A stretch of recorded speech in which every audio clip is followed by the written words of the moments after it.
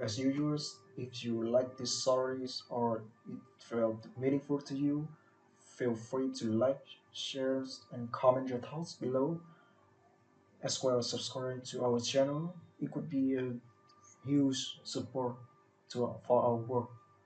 Now, let's just enjoy the stories. When she was done, the boy would stand on his own. She wasn't supposed to say that. She wasn't even supposed to be here. But the moment her hands touched the boy's cold, lifeless feet, everything changed. And when the boy's toes moved for the first time in 18 months, the most ruthless mafia boss in New York watched through the security camera and stopped breathing. In a mansion where hope had long been buried, an overweight woman no one bothered to notice just broke the one rule that could cost her life.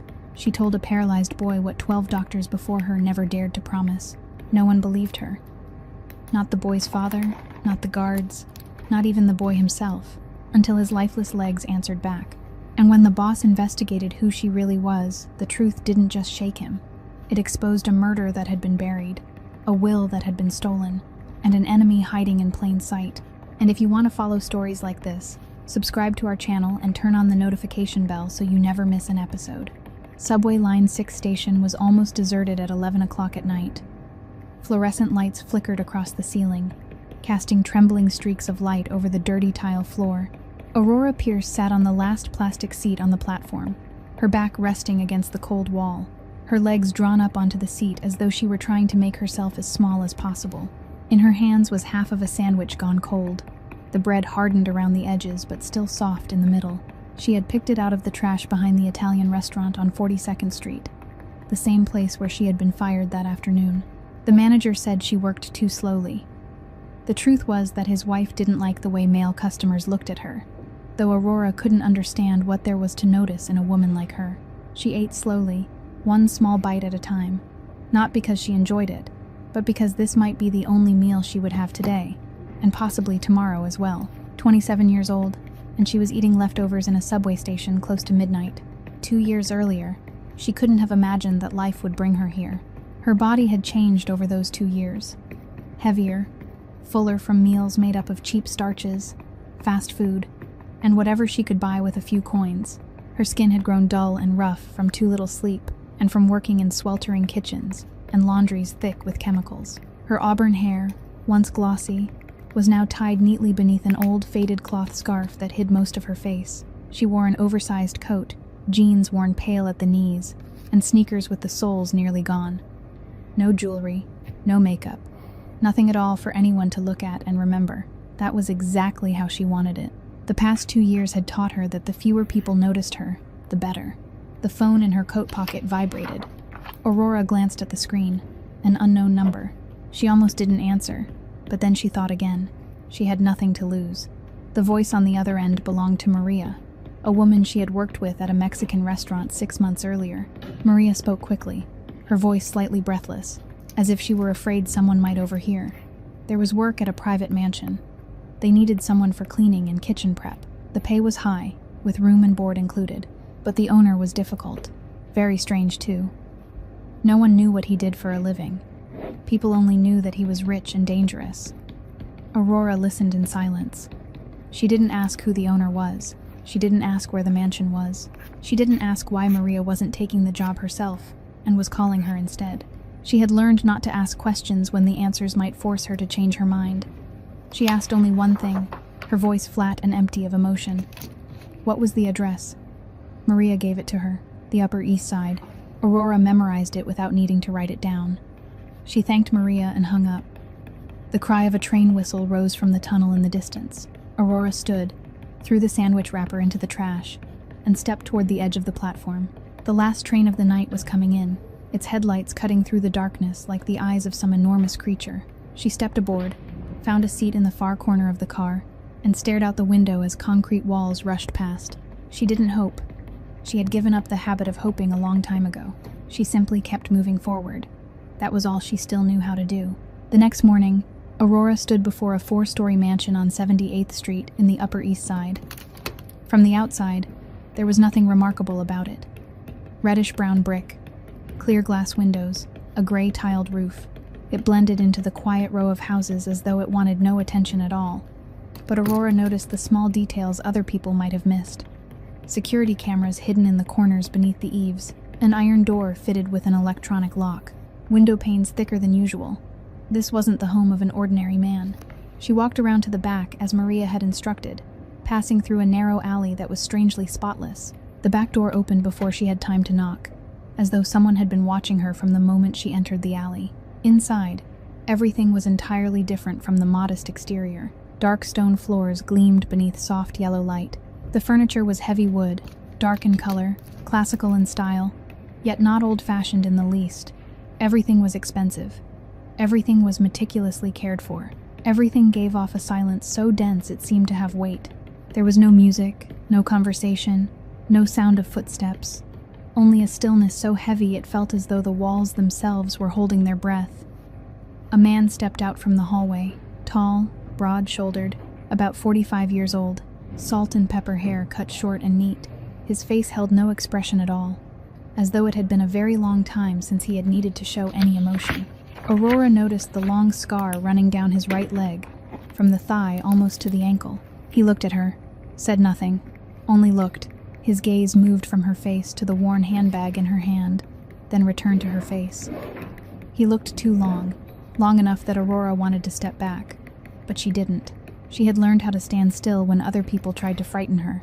He asked a few basic questions: name, age, work experience. Aurora answered briefly, giving only what was necessary, not one word more. He nodded, as though the answers mattered less than the way she gave them. She was hired, starting today. He told her his name was Grant. No last name, just Grant. Then he turned and gestured for her to follow. He showed her through the mansion.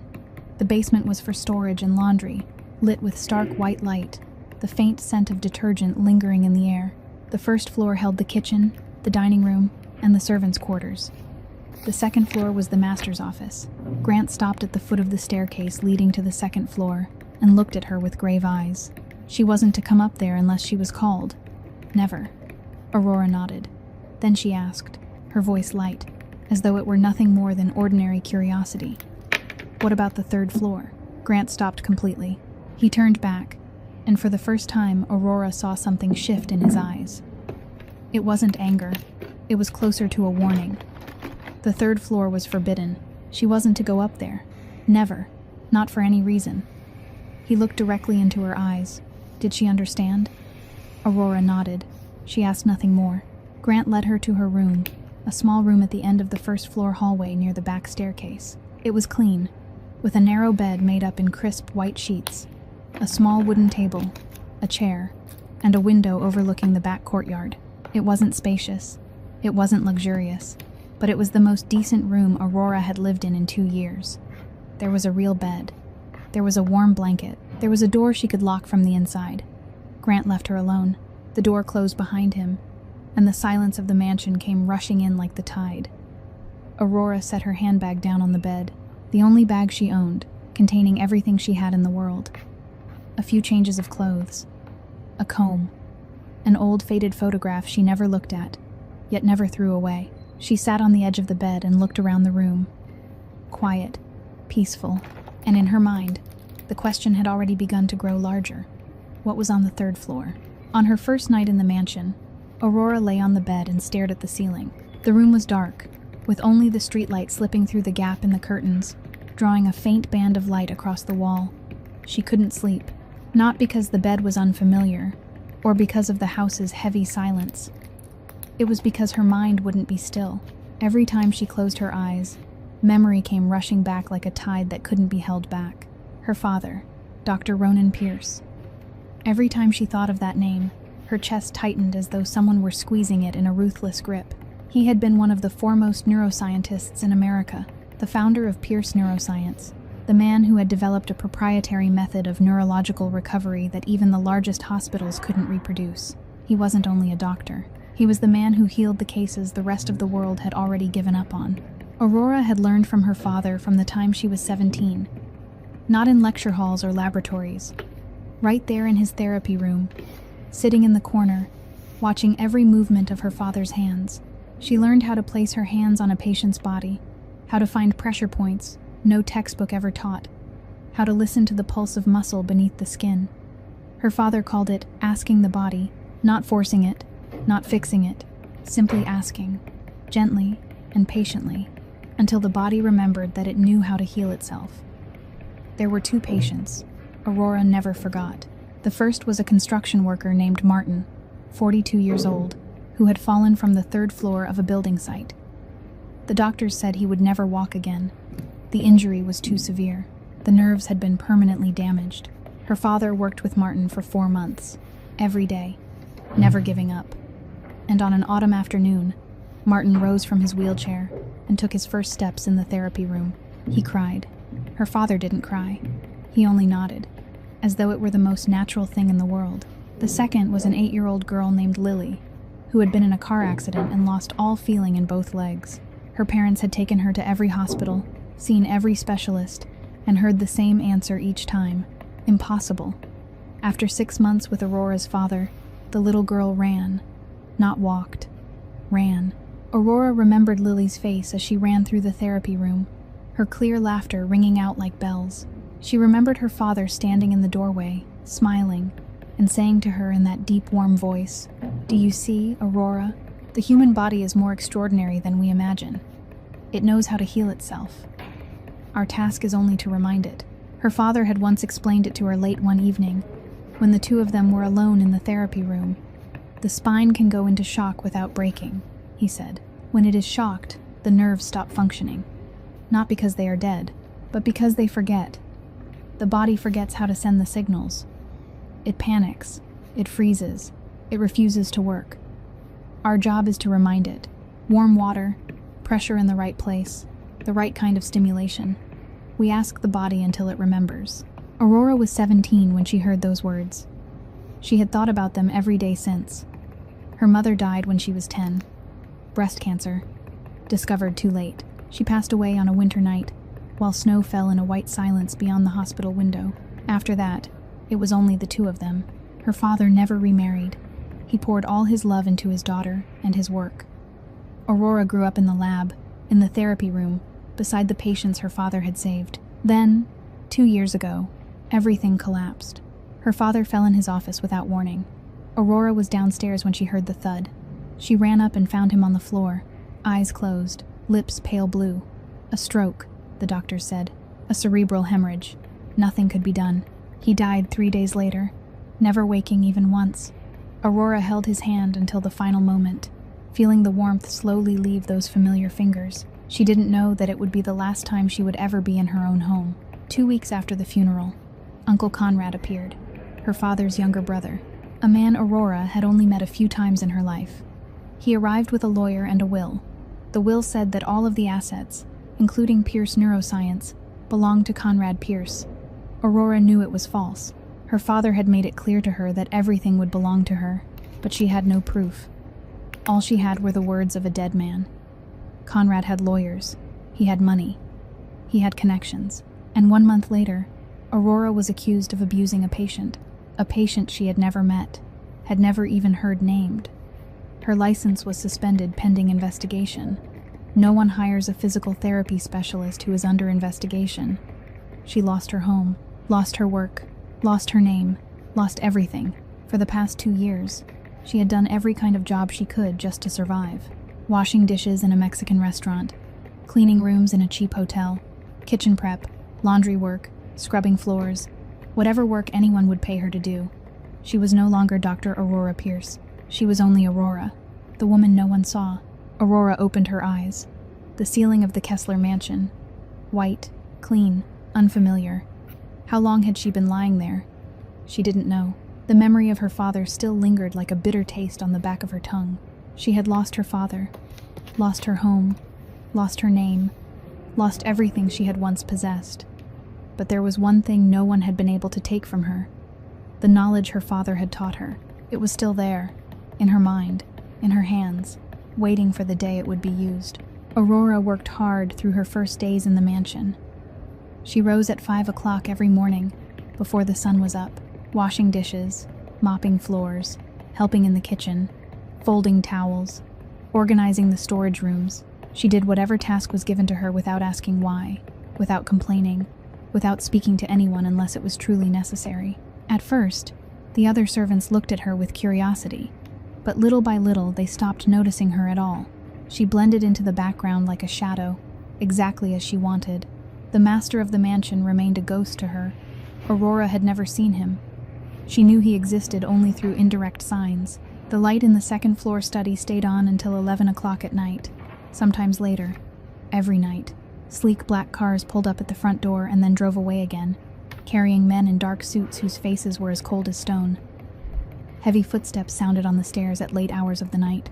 Grant went in and out of the master's room many times each day, but no one else was allowed to set foot on the second floor unless summoned. On the third night, at 2 o'clock in the morning, Aurora woke from sleep because she was thirsty. She left her room and walked down the dark hallway toward the kitchen. The mansion lay motionless in the dark, with only the ticking of a wall clock echoing somewhere in the distance. She had just passed the foot of the stairs when she heard it, screaming, from the third floor, the voice of a child. Aurora stopped short, one hand closing around the stair rail. The scream wasn't the sound of anger or argument. It was panic, pain, the sound of someone drowning inside a nightmare and unable to escape it. Then it stopped abruptly, as though someone had clapped a hand over that voice and smothered it. The silence afterward was more terrifying than the cry itself. Aurora stood there for a long moment, her heart beating fast, trying to understand what she had just heard. Then she returned to her room, lay down on the bed, and stared at the ceiling until morning. The next morning, she found Martha in the kitchen. Martha was the oldest servant in the house, around 50 years old, with graying hair and a careworn face that still held traces of kindness. Aurora asked her, keeping her voice as ordinary as she could. "Last night I heard screaming from the third floor. Who was it?" Martha stopped chopping vegetables and looked at Aurora. Something changed in her eyes, from surprise to caution, then to something very close to fear. "You didn't hear anything," Martha said, her voice low and firm. "Don't ask. Don't go up there. If you want to keep this job, forget whatever you think you heard." Aurora didn't ask another question, but she didn't forget. On the fourth night, the screaming came again. At the same time, the same sound of panic, of pain, and then silence. The fifth night, the sixth night, the seventh night. Every night, between 2 and 3 o'clock in the morning, the screams drifted down from the third floor like the cries of someone trapped in a private hell. Aurora lay in her room and listened, and she realized something. She knew that sound. She had heard it before, in her father's therapy room. It was the sound of trauma, the sound of a body crying out for help, the sound of damaged nerves sending chaotic signals to the brain, creating pain no medicine could truly quiet. She began to observe, not openly, not with questions, only observe. She memorized the rhythm of the mansion. The guards changed shifts at 6 o'clock in the morning and 6 o'clock in the evening, and there was a window of about 15 minutes when the watch was looser. The master went to meetings on Tuesday and Thursday nights, and Grant went with him. There was a nurse assigned to the third floor at night, but through the frosted glass panel by the staircase, Aurora saw that the woman often nodded off in her chair after 1 o'clock in the morning. On Tuesday of the second week, the master left the mansion at 8 o'clock that evening, with Grant in the passenger seat of the black car. Aurora finished her work at 10 o'clock, returned to her room, and lay down on the bed. But she didn't sleep. She waited. 1:30 in the morning. The mansion had sunk into silence. Aurora opened her door and stepped into the hallway. She wore no shoes, and her feet made no sound against the cold stone floor. She walked to the foot of the staircase and looked up into the darkness of the third floor. Her heart was beating quickly, but her hands didn't tremble. She knew she wasn't supposed to go up there. She knew that if she was caught, she would lose her job, lose her shelter, lose her next meal, or worse. She didn't know who the master of this mansion truly was, but she knew he wasn't an ordinary man. The black cars, the cold-faced men, the heavy silence, all of it pointed to one truth. This was a dangerous place, but the instinct of a healer wouldn't let her remain still. Somewhere on the third floor, someone was in pain. Someone was crying out for help every night, and no one heard it, or no one wanted to hear it. And she, Aurora Pierce, daughter of Dr. Ronan Pierce, had been taught how to listen to the cries other people ignored. She stepped onto the first stair.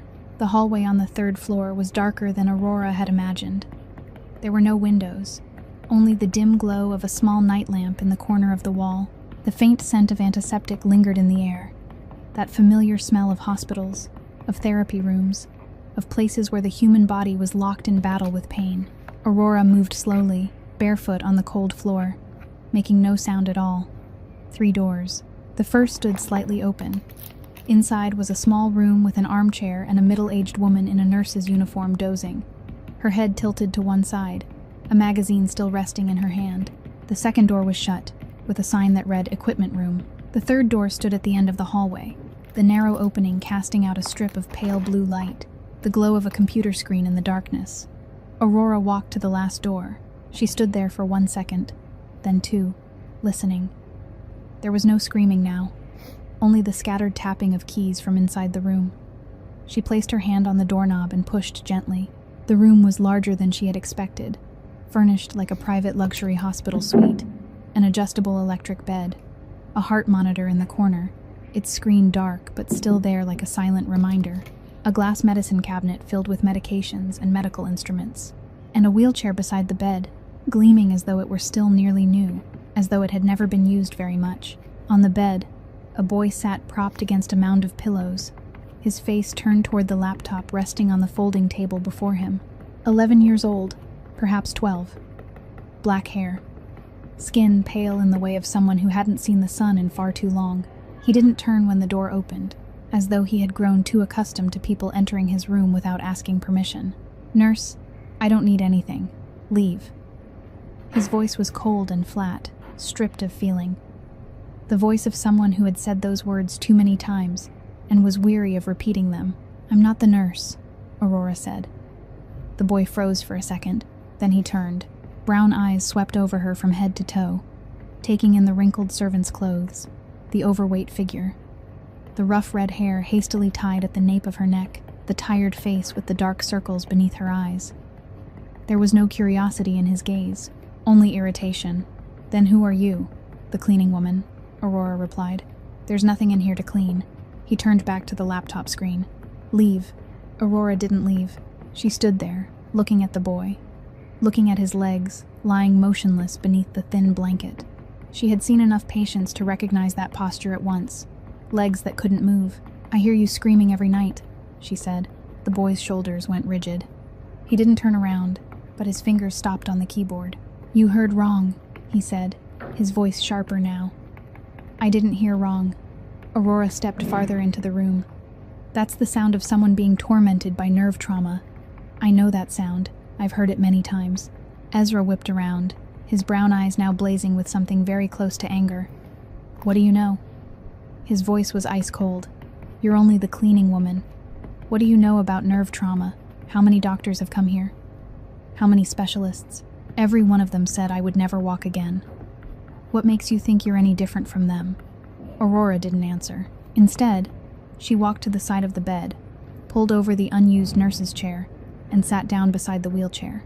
Before Ezra could react, she had already drawn back the blanket, revealing his legs. Thinner than they should have been, the muscles already beginning to waste away from so long without movement. She placed her hand on his left foot. "What are you doing?" Ezra asked, panic breaking into his voice as he tried to pull his leg back, though his leg didn't move. "Don't touch me!" Aurora didn't stop. She pressed gently at certain points along the heel, then moved to the ankle, then to the sole of his foot. Pressure points her father had taught her. Points no textbook ever described. Points that could only be learned through watching and practicing thousands of times. "You have nerve trauma," she said, her voice calm, as though she were reading from a medical report, "not a severed spinal cord. If your spinal cord were severed, you wouldn't feel pain. But you do. You hurt every night. That's because the nerves went into shock and stopped functioning. But they're still there. They're still trying to send signals, but your body has forgotten how to receive them." Ezra fell silent. He looked at her hand on his leg, looked at the way she pressed into places no one had ever touched in quite that way. "Who are you?" he asked again, but this time his voice had changed. It was no longer cold, no longer angry. There was only confusion left in it. Aurora lifted her gaze and looked straight into his eyes. "I'm the person who can help you, Aurora Pierce." She kept pressing at the pressure points, feeling each strand of muscle beneath the skin, each tendon, each tiny reaction the boy's body released without knowing it. And she knew she was right. This wasn't permanent damage. This was a body asleep, waiting for someone to wake it. Ezra stared at her with chaos in his eyes. There was anger there, because she had crossed into his space.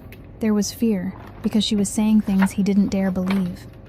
And there was something else, something he had tried to bury for the past 18 months. Hope. 18 months. 12 doctors. And all he had heard was impossible.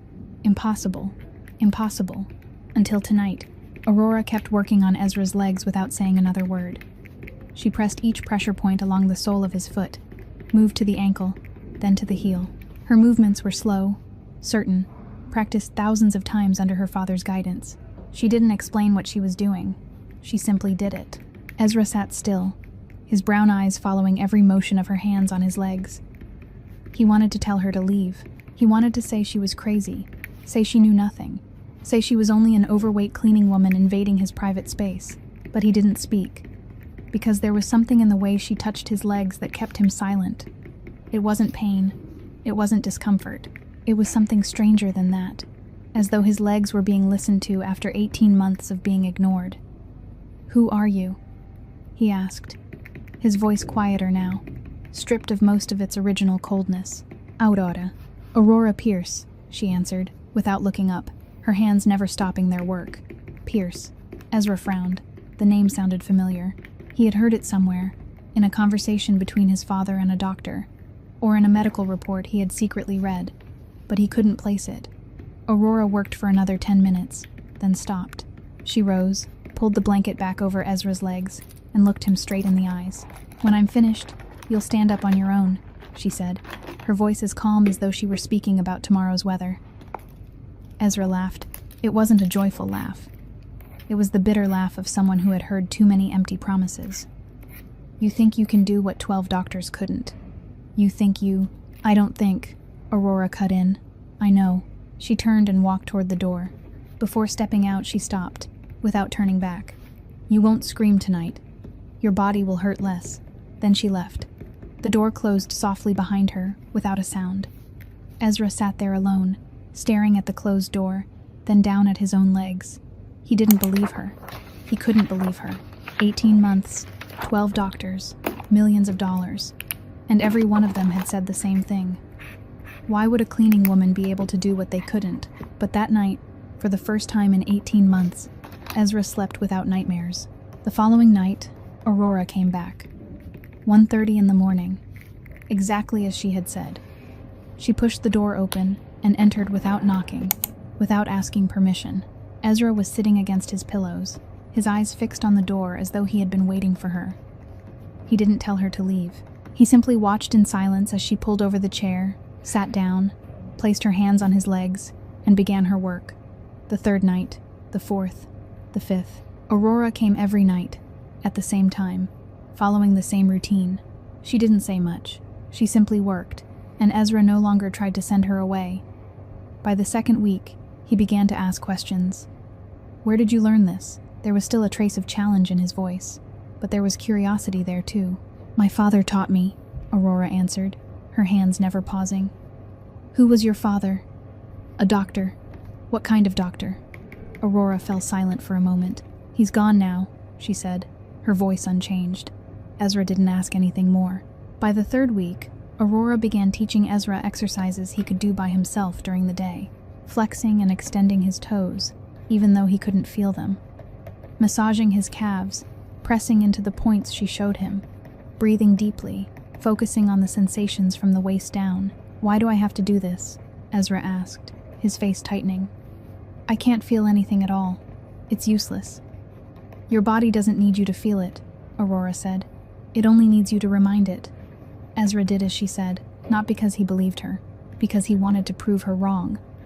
He wanted to do it 10 times, 20 times, 100 times, then look at her and say, "See, it's useless. I told you so." But he still did it.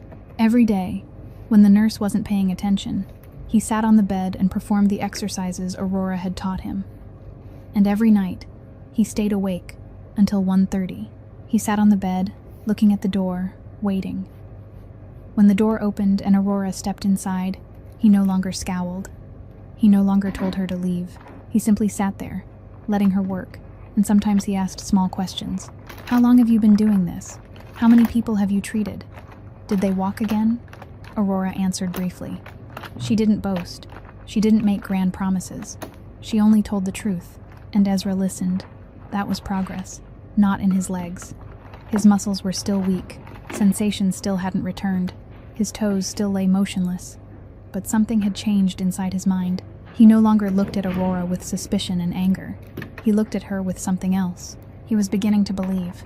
On the 23rd night, Aurora sat beside Ezra's bed as she did every night, her hand resting on his left foot, her fingers pressing into the familiar points along the heel, the ankle, the sole. She had done this 22 times before, the same process, the same movements, the same unshakable patience. But tonight, something was different. Beneath her fingertips, she felt a subtle response that hadn't been there on the nights before. The muscle beneath Ezra's skin tightened ever so slightly when she pressed one particular point below his ankle. Not much, only a little. But it was there. Aurora stopped. She lifted her eyes to Ezra, her gaze focused and serious. Move your toe. Try. Ezra looked at her as though she were out of her mind. He had tried hundreds of times, thousands. Every day, for the past 18 months, he had looked down at his legs and commanded them to move.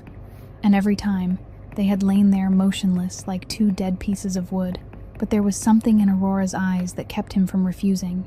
He looked down at his left foot, gathered every ounce of his will into his big toe, and ordered it to move. His big toe moved, only slightly, perhaps no more than a millimeter. But it moved. Ezra stopped breathing. He was certain he had imagined it, certain it was only the illusion of a desperate child who wanted to believe in miracles. But Aurora had seen it too. What was that? He asked, his voice trembling, not daring to trust his own eyes. Do it again, Aurora said, her voice calm, though her eyes had lit with something bright. Ezra focused once more. His big toe moved again, more clearly than before. Then the second toe beside it moved as well.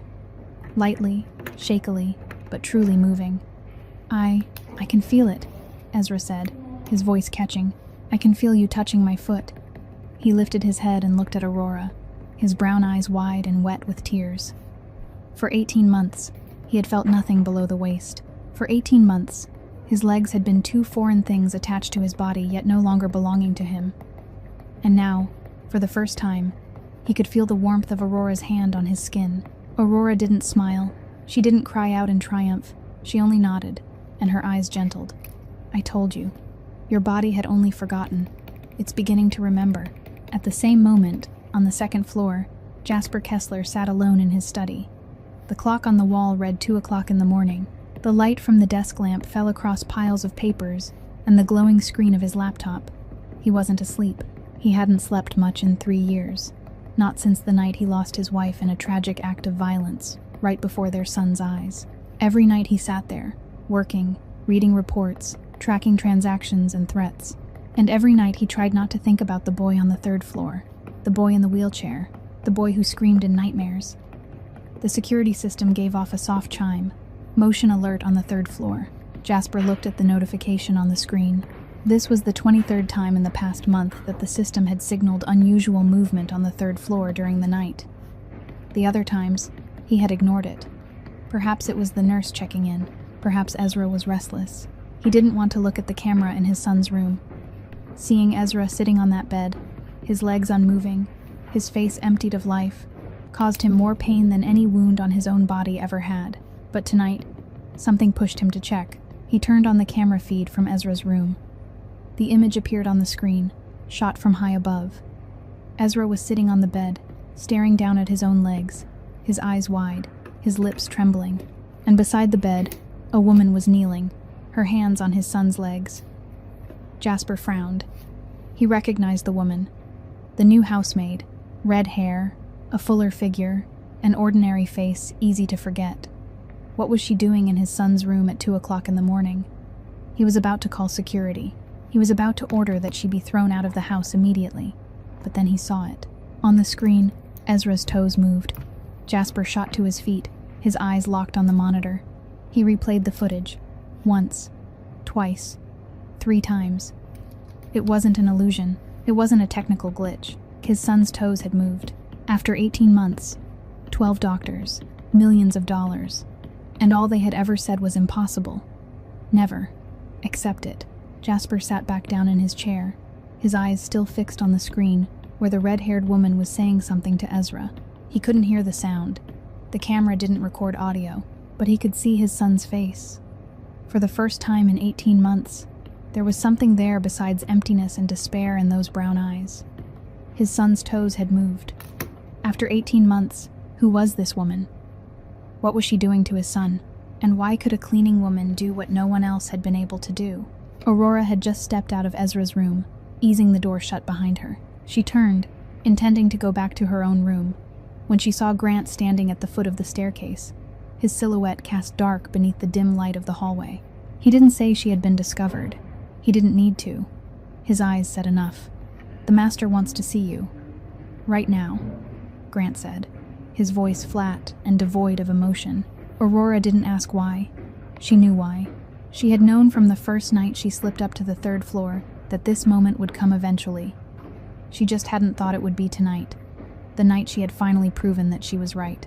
She followed Grant up to the 2nd floor, along the dark hallway, until they stopped before the heavy wooden door of the study. Grant knocked once, then opened it and gestured for her to go in. The room was large, with a high ceiling and dark interiors of oak and leather. A massive desk stood near the window, with neat stacks of papers arranged in one corner and a laptop screen still glowing, and behind that desk sat a man. For the first time, Aurora saw the master of this mansion clearly. Jasper Kessler, 34 years old, though his eyes looked far older than that. Black hair cut short and tidy, with a slight curl falling at the front. A sharply cut face, its lines so severe they might have been carved from stone. A faint scar ran from his left temple down across his cheekbone, the mark of a past Aurora had no desire to know. His gray eyes rested on her, cold as steel, without the slightest trace of warmth. He wore a black shirt with the sleeves rolled to the elbows, revealing tattoos along his forearms. Not decorative tattoos, tattoos with meaning, with history. The kind men didn't ink into their skin for beauty, but to remember something they couldn't allow themselves to forget. He didn't rise when she entered. He didn't invite her to sit. He only looked at her in silence, like a panther assessing its prey before deciding whether it was worth the strike. "How many times have you gone up to the 3rd floor?" he asked, his voice low and even, without a ripple of emotion. 23 times, Aurora answered without hesitation. There was no reason to lie. He already knew. "What have you been doing to my son?" "I'm treating him." Treating. Jasper lifted a brow. A small movement, but enough to show his disbelief. "You're a cleaning woman." "I used to be a neurological physical therapy specialist," Aurora said, "before I lost everything." Jasper gave no reaction to the last part. He turned the laptop screen back toward himself, typed a few keys, then read aloud. Aurora Pierce, 27 years old. Master's degree in physical therapy, Columbia University. License suspended 2 years ago on allegations of patient abuse. He looked up at her again, those gray eyes sharp and cold. "You were accused of abusing a patient, and you want me to believe you're helping my son." Aurora didn't lower her eyes. She didn't step back. She had faced men like Conrad, cold lawyers, judges already leaning the wrong way. She had lost everything, and was still standing here. A mafia boss didn't frighten her more than what she had already survived. "You can believe it or not," she said, her voice calm, "but you saw the camera footage. Your son moved his toes tonight. After 18 months without movement, I did that." Silence. Jasper looked at her, and she looked back at him. Neither of them spoke for a long, uncomfortable stretch of time. Aurora could hear the ticking of the clock on the wall, the sound of her own breathing, the faint stirring of wind beyond the window. Then Jasper turned toward Grant, who was standing by the door. "Investigate everything about her," he said. "Her father, the so-called patient abuse allegations. All of it. I want answers within 48 hours. Grant nodded without a word, then stepped outside. Jasper turned back to Aurora. "You will continue," he said, his tone not like permission but an order. "Under camera surveillance. I will watch everything you do to my son. If I see anything, anything at all, that causes him pain or harm, you won't leave this house on your own feet. He didn't say it was a threat. He didn't need to. They both understood. Aurora nodded. I understand. She turned and walked out of the room, her steps steady, her back straight. She wasn't afraid. She hadn't had anything left to lose since 2 years ago, but she had something to prove, to Jasper, to Ezra, to herself, and to her father, the man who had taught her everything. 2 weeks had passed since the night of Aurora's confrontation with Jasper. She was now officially allowed on the 3rd floor, no longer needing to sneak upstairs, no longer needing to wait for the nurse to doze off. She treated Ezra every evening from 8 o'clock until 10 o'clock. Under the eye of the cameras, she knew Jasper was watching from his study. She didn't care. She focused only on the work. One night, at the end of the 5th week, Aurora was working late in the kitchen. She finished washing the last of the large pots, dried the counter, and straightened the spice shelf. The kitchen was quiet, filled only with the sound of running water and the soft scrape of metal against metal. She didn't hear footsteps, but when she turned around, Grant was already standing there, holding a tray of food. He set the tray down on the counter in front of her. Hot soup sending steam into the air, thin slices of grilled meat, fresh green herbs, and a glass of orange juice. This meal was nothing like what the servants were usually given. This had come from the master's table. Aurora looked at the tray, then at Grant. He didn't need to, she began. Your father saved my leg, Grant cut in, his voice flat as always, though something in his eyes trembled. Aurora went still, the dish towel still in her hand. 10 years ago, Grant went on, his voice low and slow, as though he were pulling out a memory he had kept buried for too long. I was injured in an accident while working for Mr. Kessler. An explosion. My right leg was mangled beyond recognition. Doctors at 3 different hospitals all said it had to be amputated. They said there was no other way. He paused, looking down at his right leg. The leg Aurora had never once thought to notice as being different. The master refused to accept that. He took me to see a doctor named Ronan Pierce, a neurologist. He looked at my leg and said it could be saved. 5 months. He worked with me for 5 months. Every day. Never gave up. Grant looked at Aurora, and for the first time she saw something warm in the eyes that were usually so cold. I still have this leg because of your father. I recognized you the very first day you walked into this house. You resemble him. The way you walk, the way you look at people, the way you place your hands on a patient. Why didn't you say anything? Aurora asked, her voice rough. Because I wanted to see whether you truly were like him, Grant answered, or whether you only had his face. He paused for a second, then continued, his voice gentler than before. You are. He would be proud of you. Then he turned and walked away without another word. Aurora stood alone in the kitchen, staring at the tray of food on the counter, and felt something warm spread slowly through her chest. For the first time in 2 years, she wasn't entirely alone. Later that night, after the therapy session, Ezra didn't let Aurora leave right away. Could you stay a little longer? He asked, his voice small, his eyes lowered. Aurora sat down in the chair beside the bed and waited. Ezra was quiet for a long time, staring at his hands resting in his lap. Then he began to speak. My mother's name was Meredith, he said, his voice trembling faintly. She was beautiful, blonde hair, blue eyes, the gentlest smile. She was the only person who could make my father laugh. I never saw him laugh with anyone else. Aurora listened without saying a word. 3 years ago, I had a piano recital at school, Ezra continued, his voice flat, as though he were telling someone else's story. My mother came to watch. She was so proud. On the way home, our car was stopped. Men in masks. They dragged us out of the car. He stopped, drawing in a deep breath. My mother tried to shield me with everything she had. In a heartbeat, the world went dark. I saw her collapse, and I knew she was gone, leaving only a silence that has haunted me ever since. His voice broke, but he kept going. My father arrived after it was over. After that, he changed. He never laughed again. He only worked and took revenge.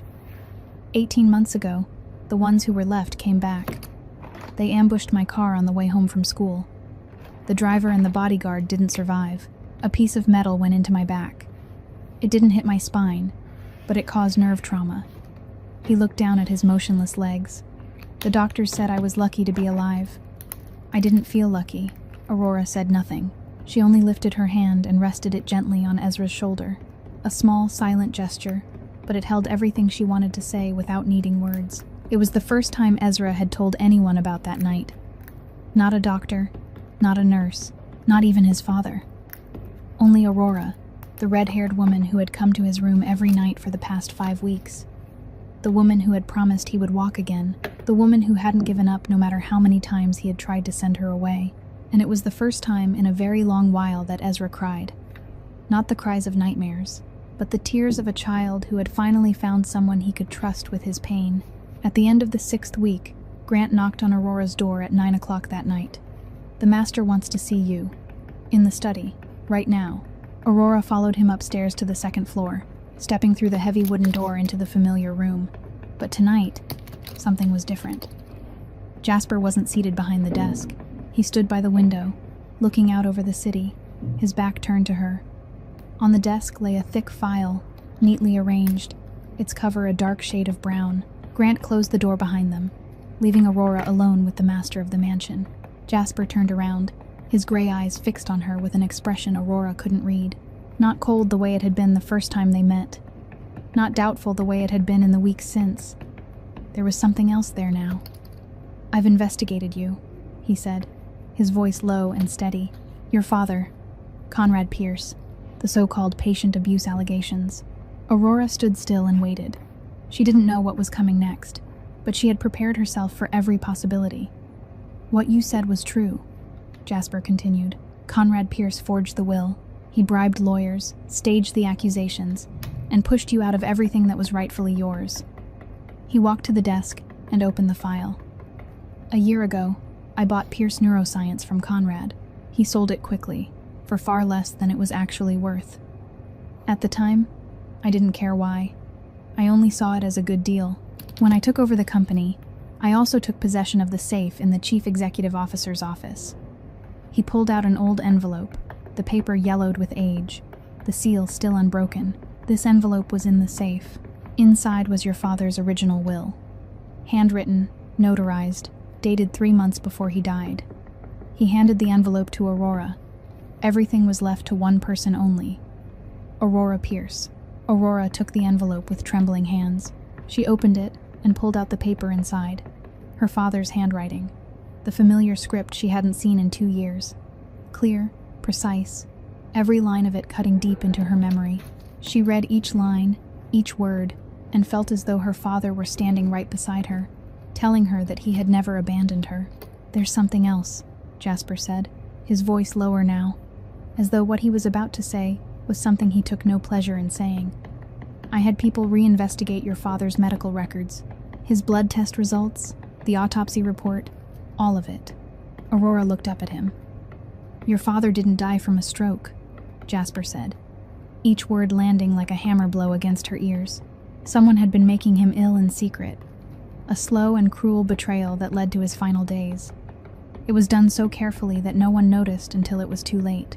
Your uncle didn't just steal the company. He ensured your father wouldn't be there to stop him. Aurora couldn't speak. She couldn't breathe. She stood there with one hand gripping the back of the chair, her knuckles drained white. Her father hadn't died of illness. Her father had been murdered. By his own brother. By Conrad Pierce. The man who had come to her house after the funeral with his false smile and his forged will. The man who had embraced her and said he would take care of everything. The man who had stolen everything she had and pushed her into the abyss. "Conrad killed your father," Jasper said, as though he could read her thoughts. "And I have proof." He pushed the entire file toward her. The real will. The toxicology report. Financial records showing transactions between Conrad and the people he bribed. Witness statements. Enough to put him in prison for at least 20 years. Aurora looked at the file, then back at Jasper. "Why are you telling me this?" she asked, her voice rough and hoarse. "Because you gave my son something no one else could give him in 18 months, Jasper replied, his gray eyes holding hers without blinking. "Hope. You gave him hope, and because I don't owe Conrad Pierce a damn thing. He sold the company to me because he needed money and was afraid of being investigated. He thought he had buried every secret. He didn't know that I keep everything I buy, including the things people want hidden." Aurora picked up the file. It felt heavy in her hands, not because of the paper, because of what it meant. She had waited 2 years for this, 2 years of living like a shadow, eating discarded food, sleeping in damp little rooms, doing the kind of work no one else wanted, 2 years of asking herself whether justice even existed. And now it was in her hands. Her father's true will, proof of Conrad's crimes. The path toward reclaiming everything that had been stolen from her. She looked at Jasper, the man who only weeks ago had threatened that she might not leave this house on her own feet. The man she knew was dangerous, ruthless, impossible to trust, but also the man who had just placed in her hands the one thing no one else in this world could have given her. "Thank you," she said, her voice quiet but certain. Jasper didn't answer.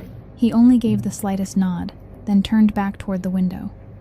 Aurora held the file against her chest and walked out of the room. This was the justice she had waited 2 years for, and she wouldn't let it slip through her hands again. 2 weeks after the night Jasper handed her the file, Ezra had progressed far beyond anything Aurora had dared to hope for. He was now able to lift his right leg off the wheelchair footrest and hold it there for 10 seconds, before lowering it again, then the left leg, then both legs at the same time.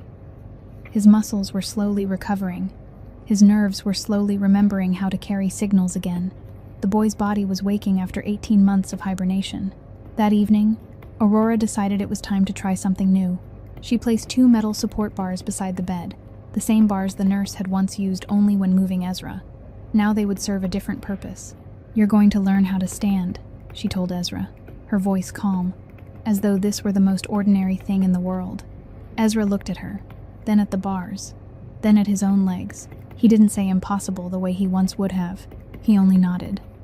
Aurora guided him through each step. Sit at the edge of the bed. Put both feet flat on the floor, knees bent at right angles. Grip the bars tightly with both hands. Shift your weight forward. Then push yourself up. Ezra did exactly as she said. He gripped the bars until the muscles in his arms stood out. He forced strength into his legs and felt them trembling beneath the weight of his own body. Then he pushed himself upward. His knees shook. They wanted to buckle. His muscles cried out from being asked to work after so long lying still. But he didn't fall. For 3 seconds, Ezra Kessler stood. Not leaning against the wheelchair, not lying in bed.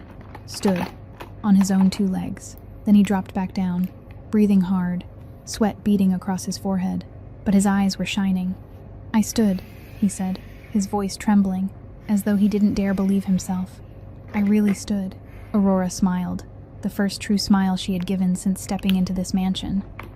"I told you, your body only needed time to remember." In the doorway, a figure stood silent in the shadows. Jasper Kessler had been standing there for how long? No one knew. He said nothing. He only watched his son rise to his feet for the first time in 18 months. And in those cold gray eyes, something moved.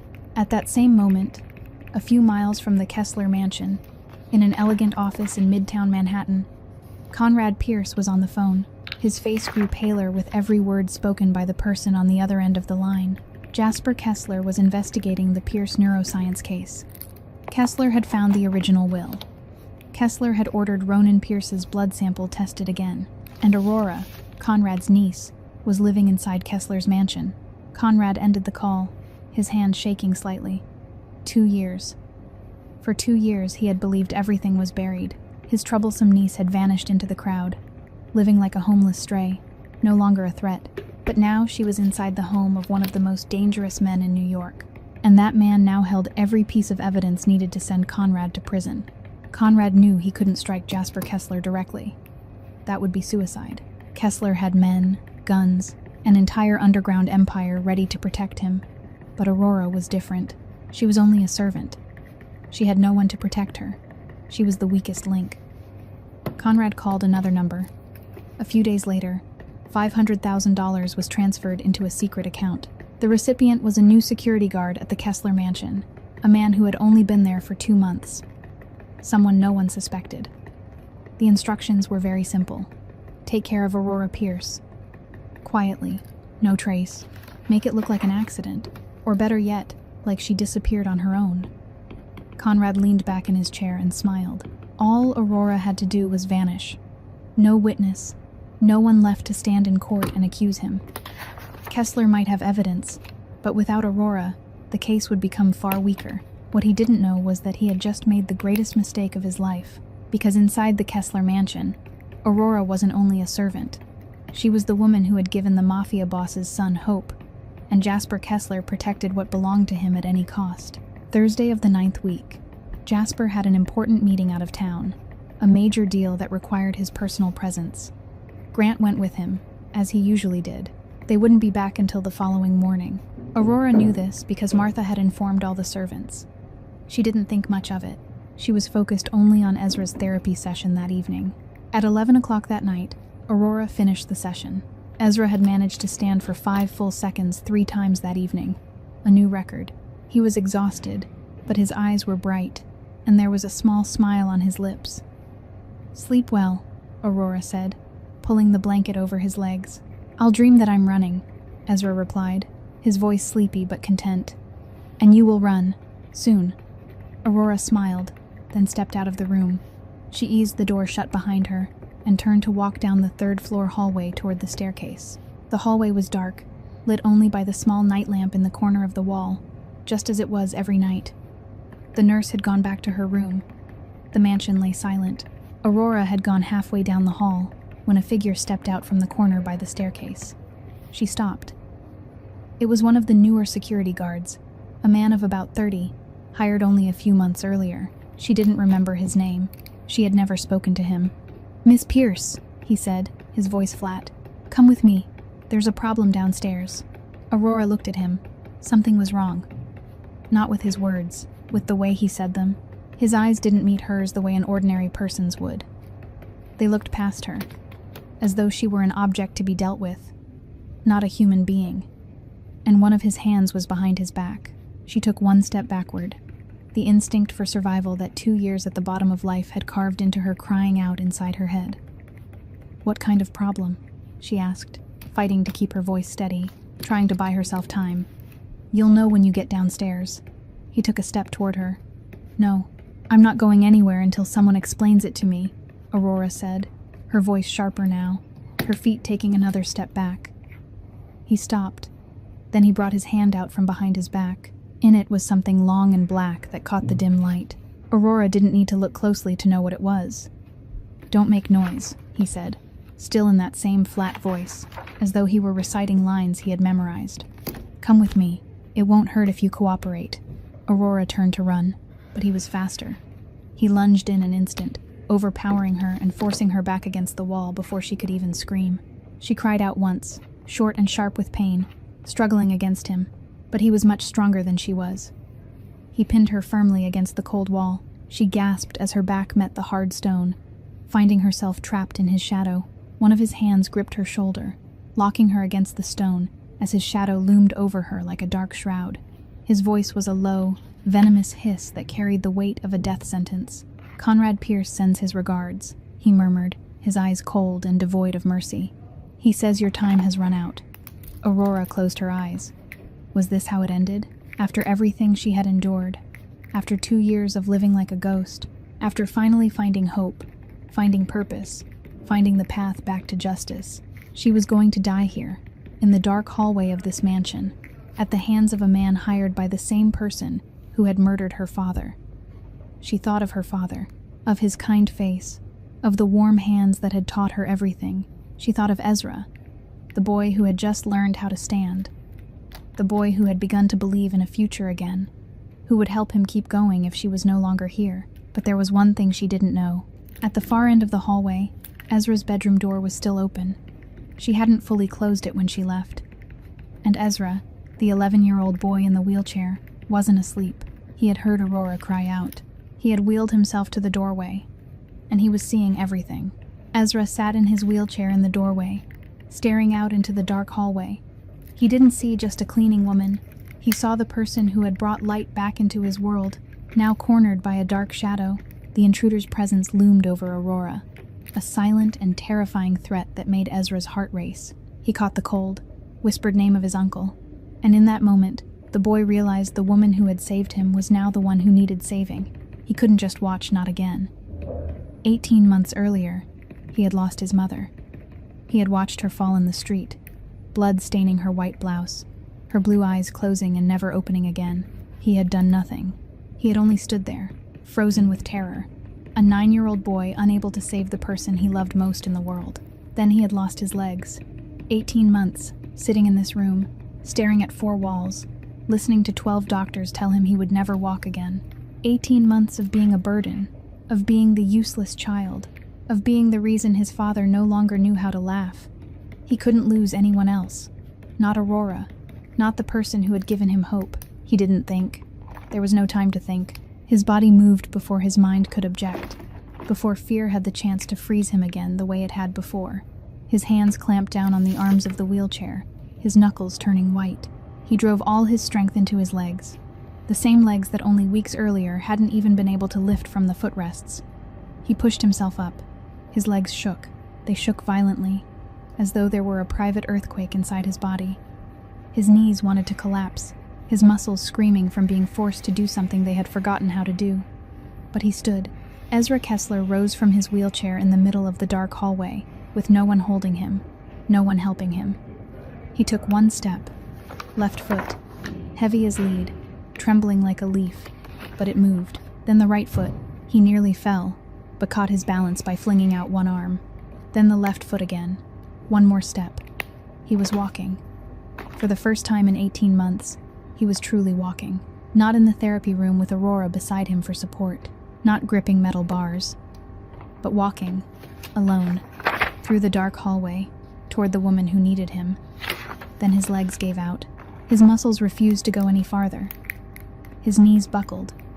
He fell, his body pitching forward, but not before he shouted, his voice ringing through the 3rd floor, tearing apart the silence of the mansion. Let her go.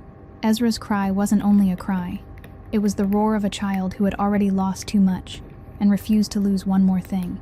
It was the scream of 18 months of pain, despair, and helplessness finally breaking free.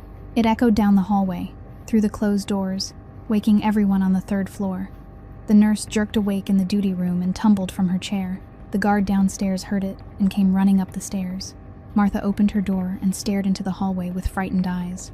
The infiltrator froze for 1 second, thrown into panic by the force of that cry. He looked toward Ezra's doorway and saw the boy lying on the floor in the middle of the hall, his legs still trembling, his brown eyes fixed on him with hatred and defiance. He didn't have time. The plan had failed. He shoved Aurora aside, and she fell to the floor. Then he turned to run toward the staircase. But at that exact moment, the elevator doors opened. Grant stepped out. He was supposed to be out of town with Jasper until the following morning, but he had come back early. A feeling, he would say later. Something wasn't right. He had learned to trust his instincts after 40 years of living in this world. Grant took in the scene before him in a single instant. Aurora on the floor, hair fallen loose, struggling to sit up. Ezra on the hallway floor, 3 steps from his room, his legs still shaking, his face flushed crimson from effort. The guard trying to flee, his face gone pale, the black object still in his hand. He didn't need to ask questions. He didn't need an explanation. He understood everything in a single glance. Grant moved so fast that Aurora almost didn't see it happen. One moment, he was standing in the elevator doorway. The next, he was in front of the infiltrator. A single motion, decisive and exact. The guard hit the floor, and the black object in his hand flew out of reach. He tried to force himself back up, but he couldn't. His legs refused to obey him, and his face twisted with pain. Grant stood over him, looking down with eyes as cold as steel. He didn't say a word. He didn't need to. That look was already a sentence. 2 other guards came running up from downstairs, breathing hard. Grant gave a short command. Take him to the basement. Keep him there. The master will deal with him later. They dragged the infiltrator away, the sound of his body scraping along the hallway echoing until it was swallowed by the elevator. Grant turned back and moved quickly to Aurora, who was sitting against the wall. Are you hurt? He asked, his voice still low, though there was something gentler in it now. Aurora shook her head, trembling. She wanted to say she was all right, but no sound came out. She looked toward Ezra, the boy still lying on the floor in the middle of the hallway, 3 steps away from his room, 3 steps he had taken on his own legs. She crawled to him, her knees aching from striking the stone floor, but she didn't care. She reached him and looked at him lying there, breathing hard, his face flushed from effort, his legs still trembling but moving. I stood up, Ezra said, his voice breaking, his wet brown eyes fixed on her. I walked 3 steps. Aurora said nothing. She only pulled him into her arms and held him tightly, feeling his small body trembling against her. She held him the way her father used to hold her when she was afraid, when she was hurting, when she needed to know she wasn't alone. "You saved me," she whispered into his ear. "You saved me." Grant called Jasper immediately afterward. Aurora couldn't hear the conversation, but she knew it was short and urgent. The nurse came in and helped get Ezra back into bed, checked his legs, and tucked the blanket over him. Aurora sat beside the bed, unable to take her eyes off him. At 3 o'clock in the morning, a car pulled up outside the mansion. Fast footsteps sounded on the stairs. Ezra's bedroom door flew open. Jasper stood in the doorway, his face tight with strain, his breathing unsteady as though he had raced all the way back from out of town. His gray eyes swept across the room, searching. He saw Ezra lying in bed. He saw the nurse making notes. He saw Aurora sitting beside his son. And then he saw Ezra's legs beneath the thin blanket. They were moving, both of them. Not only the toes, the way they had before, but the feet, the ankles, the lower legs. Moving slowly, weakly, but unmistakably. "Father," Ezra said, his voice rough with exhaustion but shining with pride. I stood up. I walked 3 steps. Jasper said nothing. He stood there for 1 second, then 2, as though he didn't dare believe what he had heard. Then he walked to the bed, each step slow and heavy. He sat down on the edge of the mattress beside his son. Aurora rose and stepped back, giving the 2 of them space. She knew this moment didn't belong to her. Jasper looked at his son. Ezra looked back at his father. Neither of them spoke. Then Jasper did something Aurora had never seen him do. He reached out, pulled Ezra into his arms, and held him. Not the distant embrace of a man uncomfortable with tenderness, but the embrace of a father who had almost lost his son twice, of a man who had not held anyone since the day his wife died, of a powerful man finally allowing himself to be vulnerable. Ezra held on to his father in return, his face buried in Jasper's shoulder, his own shoulders trembling faintly. Aurora stepped back toward the doorway and stood beside Grant, who was keeping watch outside. She didn't say anything. Neither did Grant. They simply stood there, looking into the room, watching father and son hold each other in the middle of the night. No one needed to speak. In that room, a father was holding his son, the son who had risen to his feet for the first time in 18 months, not to prove himself, but to save someone else. The infiltrator confessed everything within 24 hours. He didn't need to be forced. He only needed to look into Jasper Kessler's gray eyes and understand that telling the truth was the only way he might still walk out of that basement on his own 2 feet. Conrad Pierce had hired him through an intermediary. $500,000. The assignment was simple. Eliminate Aurora Pierce quietly and leave no trace. He gave the name of the middleman, the account number, the method of communication, everything he knew and even the things he only suspected. Jasper didn't wait. He sent the entire file to the federal prosecutor. The forged will. The toxicology report proving that Dr. Ronan Pierce had been poisoned. Financial records showing bribes paid to lawyers and false witnesses. The infiltrator's confession about the plot to kill Aurora. Everything was packaged neatly, completely, without a single missing detail. 48 hours later, a convoy of FBI vehicles stopped in front of Pinnacle Medical in Midtown Manhattan. The pharmaceutical company Conrad Pierce had been running after selling Pierce Neuroscience. FBI agents in dark suits and black glasses entered the main lobby in the middle of the workday. They didn't need to knock on the chief executive's door. They pushed it open and put Conrad Pierce in handcuffs right at his desk. Conrad was led through the main lobby in front of hundreds of employees who stood watching in shock and curiosity. He tried to keep his composure, tried to keep his head high, but his face had gone pale and his cuffed hands were trembling. 2 months later, the trial began in federal court in Manhattan. The courtroom was packed with reporters, attorneys, and curious spectators.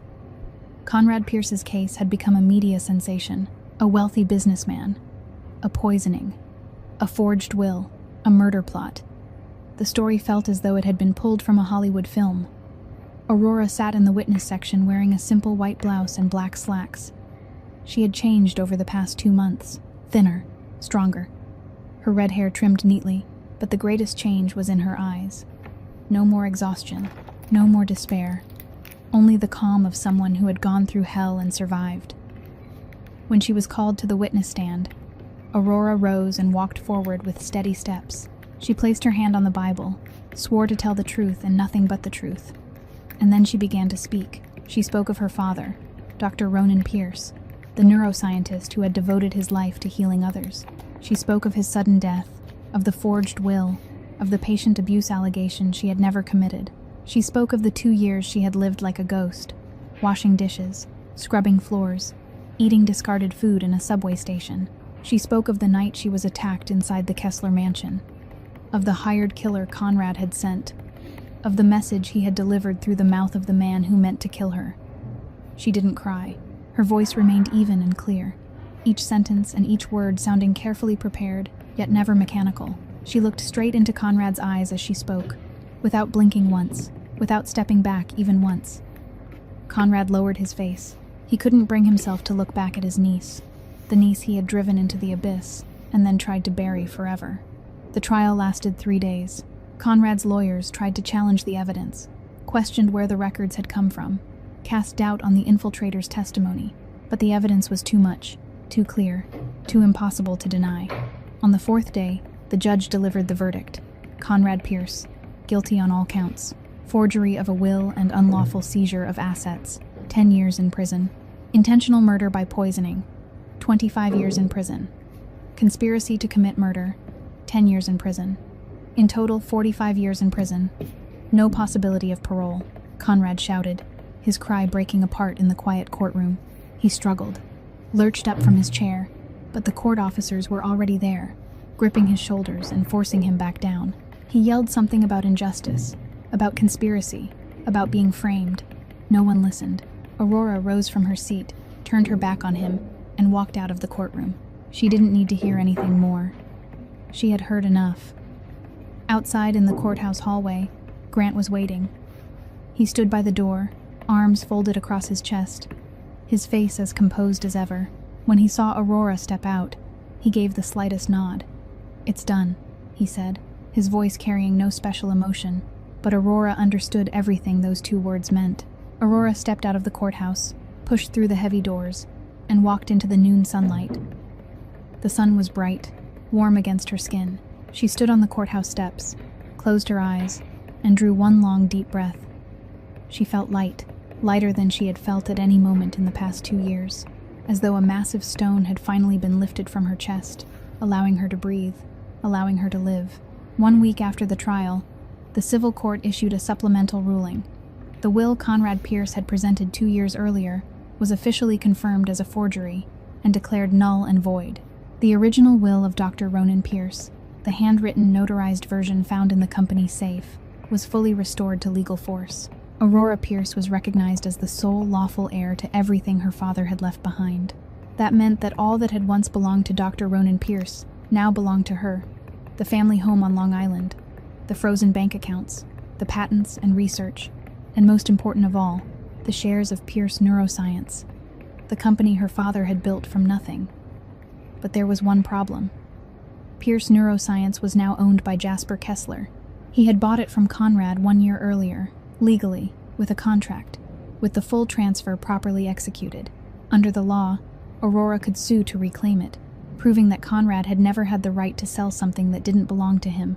But that would take time, cost money, and no one could be entirely certain how it would end. Jasper called Aurora into his study on Friday afternoon, 1 week after the ruling. The room was unchanged, dark wood, soft amber light, and that same thick silence. But the atmosphere had shifted. It no longer held the tension of the first time she had walked in, when he had asked who she was and what she was doing to his son. On the desk lay a thick file. Jasper pushed it toward Aurora. "Share transfer documents," he said in his even voice. 100% of the shares of Pierce Neuroscience. I've already signed. You only need to sign, and the company will be yours. Aurora looked at the file, then at him. "You don't have to do this," she said. "The lawyers say I can sue to get it back." "You can," Jasper said with a nod. "And you'll win. But it will take 2 years, maybe 3. During that time, the company will stall because of the legal dispute. The research will stop. Patients won't be helped." He paused and looked at her. "I bought the company from a thief. It was never truly mine. I was only holding it. Now the real owner has returned. Sign it." Aurora looked at the file for a long time. She thought of her father. of the years he had spent building this company from nothing, of his dream of healing the people the world had already abandoned. She thought of the 2 years of hell, of those nights half-starving in the subway station, of everything she had lost. Then she pushed the file back toward Jasper. "You keep 40%, she said. Jasper frowned, his gray eyes fixed on her in confusion. "Why?" "Because you saved the company from collapse when Conrad was about to strip it and sell it off," Aurora replied, her voice calm. "Because you found the evidence and gave me the chance to reclaim justice. Because you're the reason I'm still alive today." She looked directly into his eyes. "Not because you saved me that night, but because you gave me a place to stay when I had nothing left. Because you gave me the chance to treat Ezra when I thought I had lost everything. That's fair." Jasper fell silent. He looked at her, and she looked back at him. Neither of them spoke for a long moment. Then Jasper nodded, slowly, thoughtfully. "All right," he said. 60 for you, 40 for me."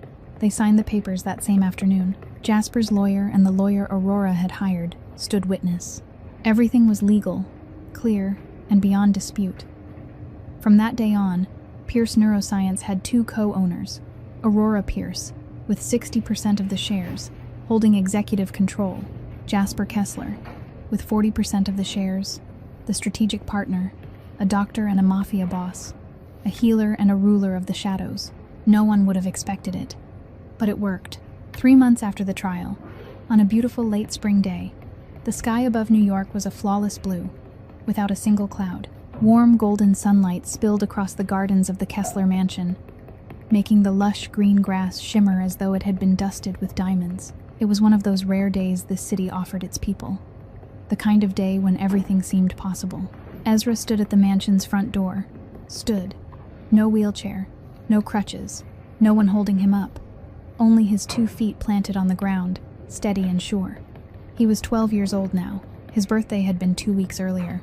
For the first time in 3 years, he had a real birthday party, with cake, candles, and the people he loved gathered around the table. And for the first time in his life, he blew out the candles without making a wish, because everything he had ever wished for had already come true. Aurora stood at the other end of the garden, 30 meters away from him. She wore a simple, pale blue dress, her red hair loose in the breeze. She had changed so much in the months that had passed. Thinner, stronger, and there was something shining in her eyes now that had never been there before. Hope, happiness, peace. "Are you ready?" she called, her warm voice carrying across the garden. Ezra drew in a deep breath. He looked at the 30 meters stretching out before him, a distance that 6 months earlier he could never have imagined crossing on his own 2 legs. But he had done it. He had trained every day, endured pain, fallen down, risen again, and moved forward step by step. "I'm ready," he answered. Then he began to walk. The first step was slow, careful, as though he were testing whether the ground was truly there beneath him. The second step was steadier, more confident.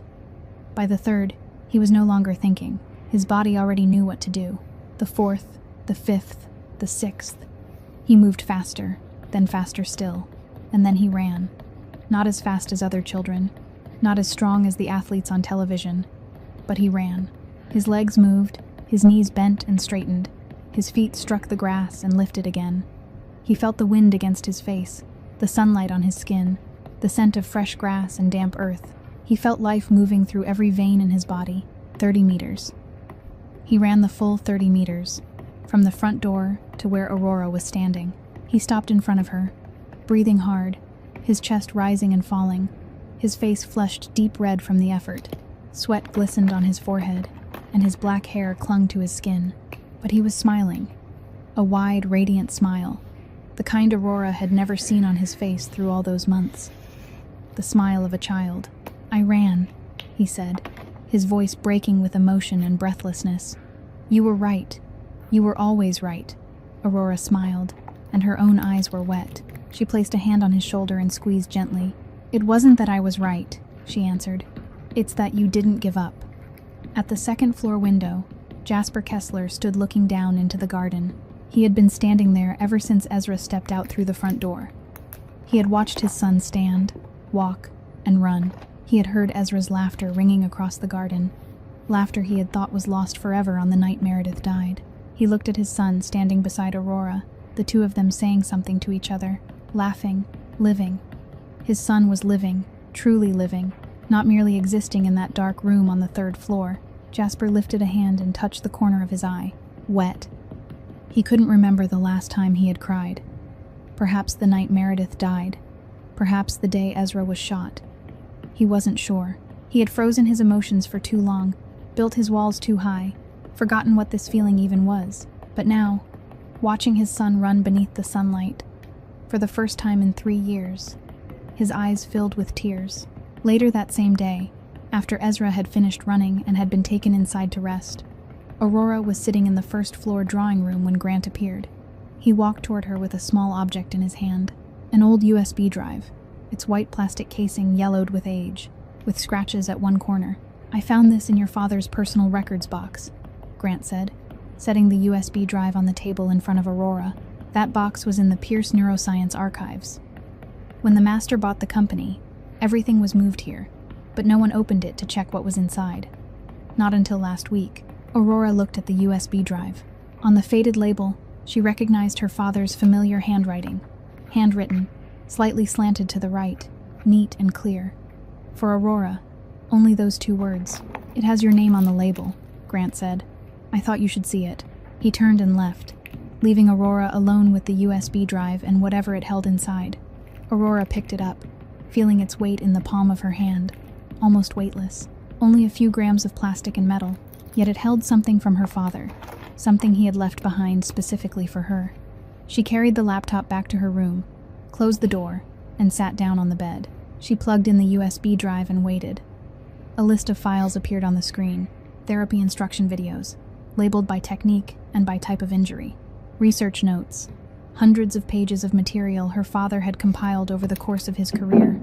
Anonymized patient data, successful cases and failed ones, the lessons drawn from all of them, and one file set apart from the others, at the very end of the list. "For my daughter." Aurora stared at that file name for a long time before clicking it open. The screen went black for a second, then the image appeared. Her father was sitting in front of the camera in the office she remembered down to every detail. The bookshelves behind him, the green desk lamp, the framed diploma on the wall. Dr. Ronan Pierce, healthy, bright-eyed, with that gentle smile on his lips. He was wearing a pale blue shirt, the one he often wore when he worked. His hair wasn't as gray as Aurora remembered, which meant the video had probably been recorded several years before he died. "Aurora, my daughter." Her father's voice came through the laptop speakers, warm and familiar, so achingly familiar that Aurora felt her chest tighten. "If you're watching this video, it means I'm no longer with you." He paused and drew a breath, the smile on his mouth turning sadder by the smallest degree. "I'm sorry for that. I'm sorry I couldn't stay with you longer. Couldn't watch you grow, build your career, build your family. I don't know what may happen to me, but I wanted to prepare something in advance to leave for you." Aurora stared at the screen without blinking, taking in every word, every sound of the voice she hadn't heard in 2 years. "But I want you to know one thing," he continued, his voice growing steadier. "Everything I have, I taught to you. Every piece of knowledge, every technique, every lesson I learned in my lifetime, I passed on to you. You don't need me in order to become the person you were meant to be. You've been ready for a long time already." He looked straight into the camera, as though he were looking directly into Aurora's eyes through the screen. "I'm proud of you, Aurora. I have always been proud of you. From the day you were a little girl sitting in my therapy room, watching me work with those curious, attentive eyes, I knew you would do extraordinary things. And I believe, whatever happens, you will be all right. Because you are my daughter. Because you have healing hands and a resilient heart." He smiled then, the smile Aurora remembered most, the one he reserved only for her. "I love you. Always." The video ended, and the screen went dark again. Aurora sat there in silence, staring at the blank screen. Then she lifted her hand and placed it gently against the display, right where her father's face had been only a moment before. The glass was cold beneath her fingertips, but she kept her hand there, as though she could touch him across the distance of time and death. She didn't cry. She had cried enough already. But she kept her hand there for a long time, feeling her father's presence in the quiet room. "I miss you," she whispered, her voice soft as breath, "and I will continue what you began." 6 months later, Pierce Neuroscience had reclaimed its original name. the name her father had chosen when he founded the company. The office building in Manhattan was still the same as before, but inside, everything had changed. New life, new energy, new hope. The therapy room on the 5th floor was flooded with morning sunlight, its great windows overlooking the busy streets below. Aurora stood in the middle of the room beside a young patient who was practicing walking between two parallel support bars. The young man was around 20 years old, his spine injured in a motorcycle accident 6 months earlier. The doctors had told him he would never walk again. Aurora had said otherwise. And now he was taking one slow step after another, his legs trembling but steady, his eyes fixed on the goal ahead. Aurora had changed.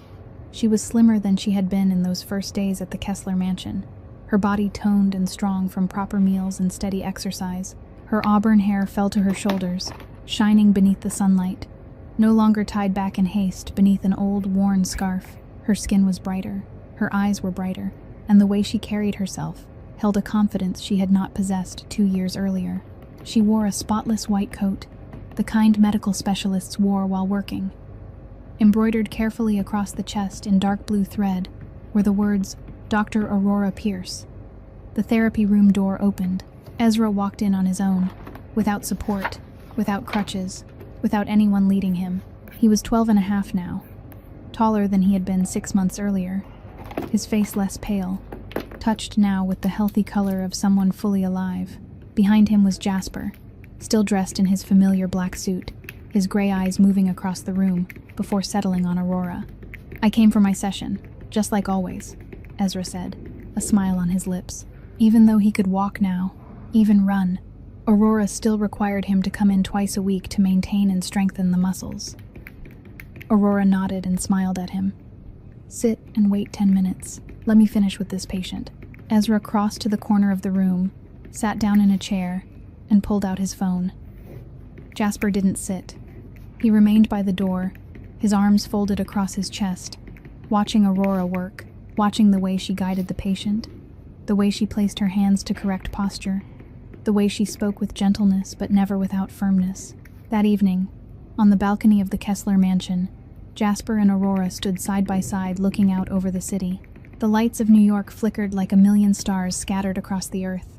Car horns drifted up from far below, and the cool night wind moved around them. "You could buy your own house now," Jasper said, his voice even. "You have the money." Aurora nodded. "I know, but Ezra still needs you." "I know." Silence. The wind stirred Aurora's red hair. Jasper looked out at the city, his face as unreadable as ever. Then he spoke again, his voice lower, almost a murmur. "I wasn't talking only about Ezra." Aurora turned and looked at him. He didn't look back at her. He was still gazing out over the city, his gray eyes reflecting the lights. But one corner of his mouth had lifted, the smallest smile, almost impossible to see. Aurora didn't answer, but she didn't walk away either. She stayed there beside him, looking out over the city at night. And for the first time in a very long while, the silence between them wasn't heavy. It was warm. Afternoon sunlight streamed through the windows of the Pierce Neuroscience Therapy Room. Quiet, peaceful. Somewhere in the city, inside a cell in a federal prison, Conrad Pierce was counting the days. 44 years and 6 months still remained. He would never again see sunlight like this. Never again walk the streets. Never again live the life he had stolen from others. But here, in this room filled with light, a woman was doing what her father had taught her to do. She was healing the people the world had already given up on. She was carrying forward Dr. Ronan Pierce's legacy. She was no longer Aurora, the cleaning woman in a strange mansion. She was no longer Aurora, the overweight woman no one bothered to see, eating discarded food in a subway station at midnight.